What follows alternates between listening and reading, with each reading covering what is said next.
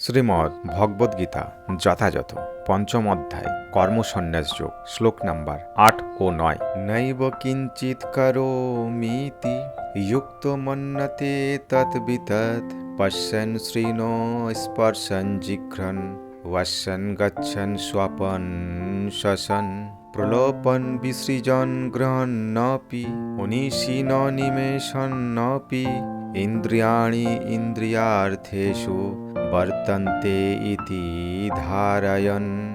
শব্দার্থ ন না এব অবশ্যই, কিঞ্চিত কোনো কিছু, করমি করি, ইতি এভাবে, যুক্ত চিন্ময় চেতনা যুক্ত, মন্যতে মনে করে, তত্ত্ববিদ তত্ত্বজ্ঞ, পশ্যান দর্শন, শৃণন শ্রবণ, স্পর্শন স্পর্শ, জিঘ্রণ ঘ্রাণ, অশ্বন ভোজন, গচ্ছন গমন, স্বপন স্বপ্ন, শ্বাসন শ্বাসগ্রহণ, প্রলোপন প্রলাপ, বিসৃজন ত্যাগ, গৃহণ গ্রহণ, উনিশীনন উন্মিলন, নিমেষণ নিমিলন, অপি সত্ত্বেও, ইন্দ্রিয়াণি ইন্দ্রিয়সম, ইন্দ্রিয়ার্থেষু ইন্দ্রের বিষয়, বর্তন্তে প্রবৃত্ত হয়, ইতি এভাবে, ধারায়ণ ধারণা করে। অনুবাদ: চিন্ময় চেতনায় অধিষ্ঠিত ব্যক্তি দর্শন শ্রবণ স্পর্শ ঘ্রাণ ভোজন গমন নিদ্রা ও নিঃশ্বাস আদি ক্রিয়া করেও সর্বদা জানেন যে প্রকৃতপক্ষে তিনি কিছুই করছেন না, কারণ প্রলাপ ত্যাগ গ্রহণ চক্ষুর উন্মেষণ এবং নিমেষণ করার সময় তিনি সব সময়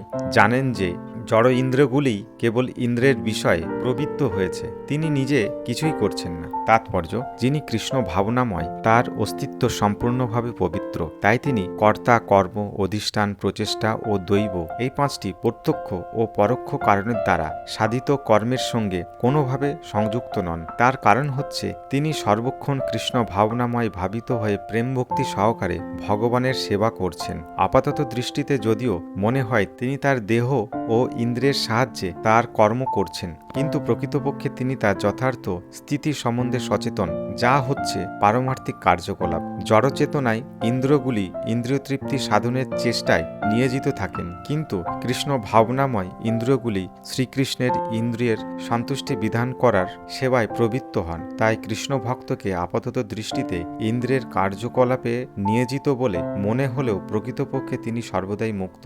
দর্শন ও শ্রবণাদি হচ্ছে ইন্দ্রের কার্যকলাপ এবং এগুলির উদ্দেশ্য হচ্ছে জ্ঞান আহরণ করা। সেই রকম গমন প্রলাপন ও মলত্যাগীও ইন্দ্রের কার্যকলাপ এবং এগুলির উদ্দেশ্য হচ্ছে কর্ম করা। কৃষ্ণ ভক্ত কোনো অবস্থাতেই ইন্দ্রের এই সমস্ত কর্মের দ্বারা প্রভাবিত হন না। ভগবানের সেবা ছাড়া তিনি আর কোনো কর্মই করতে পারেন না, কারণ তিনি জানেন তিনি হচ্ছেন ভগবানের নিত্য দাস।